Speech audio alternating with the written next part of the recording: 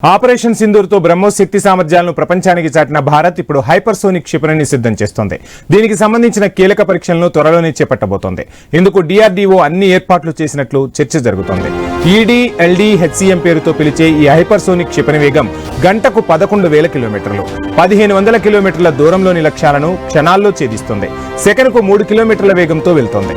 ఇందులోని స్క్రైమ్జెట్ engine stealth సాంకేతికత ఎంతో ప్రత్యేకం.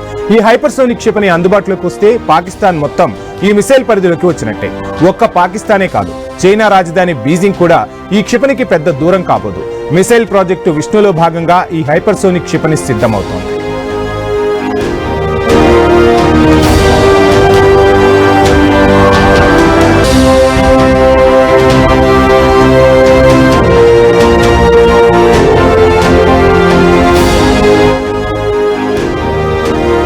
పూర్తి స్వదేశీ పరిజ్ఞానంతో హైపర్సోనిక్ క్షిపణిని సిద్ధం చేస్తున్నారు.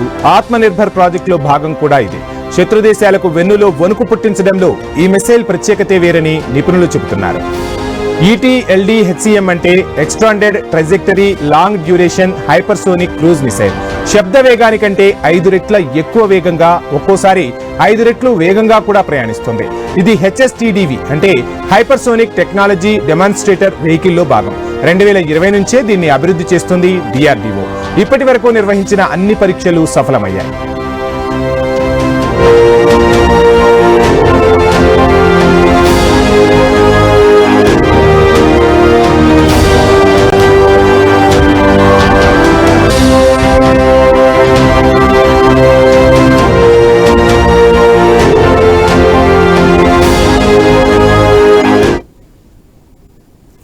చివరిసారిగా 2024లో ఒడిశా తీరంలో హైపర్సోనిక్ క్షిపణిని పరీక్షించారు. ఇప్పుడు తదుపరి పరీక్షలకు సిద్ధమవుతున్నారు రక్షణ రంగ శాస్త్రవేత్తలు. ఈ హైపర్సోనిక్ క్షిపణి వేగం, పనితీరును గమనించిన నిపుణులు ప్రపంచంలోని మేటి మిసైల్లో ఒకటిగా చెబుతున్నారు. అపరిమిత వేగం వల్ల శత్రు దేశాల రాడార్లకు చిక్కకుండా ముప్పు తిప్పలు పెట్టడం దీని ప్రత్యేకత. పైగా 1,500 కిలోమీటర్ల దూరంలోని లక్ష్యాలను పక్కాగా గుర్తించి ధ్వంసం చేయగలగడం ముఖ్యమైన అంశంగా చెబుతున్నారు. గాలిలోనూ, భూమిపై నుంచి, సముద్ర ఉపరితలం నుంచి ప్రయోగించవచ్చుననే టాక్ వినిపిస్తోంది.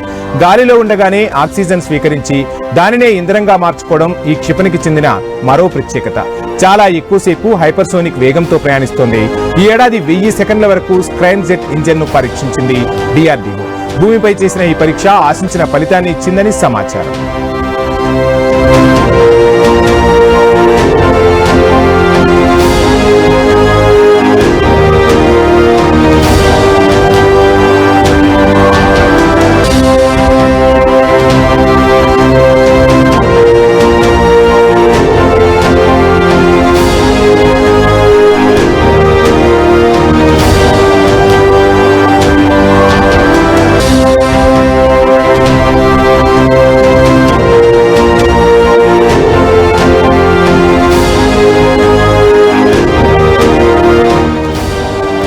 ఈ హైపర్సోనిక్ క్షిపణి తక్కువ ఎత్తులను ప్రయాణించగలదు. ఇలా తక్కువ ఎత్తులో ప్రయాణించే క్షిపణులను రాడార్లు గుర్తించలేవు.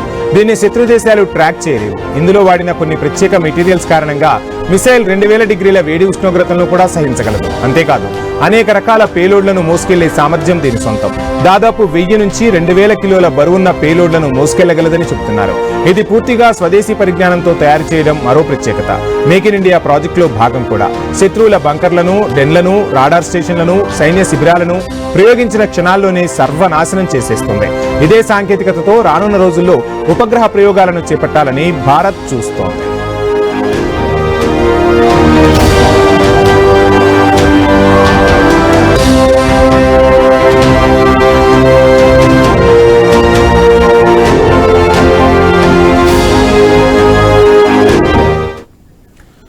ఇవి బులెటిన్ అప్డేట్స్. Stay tune.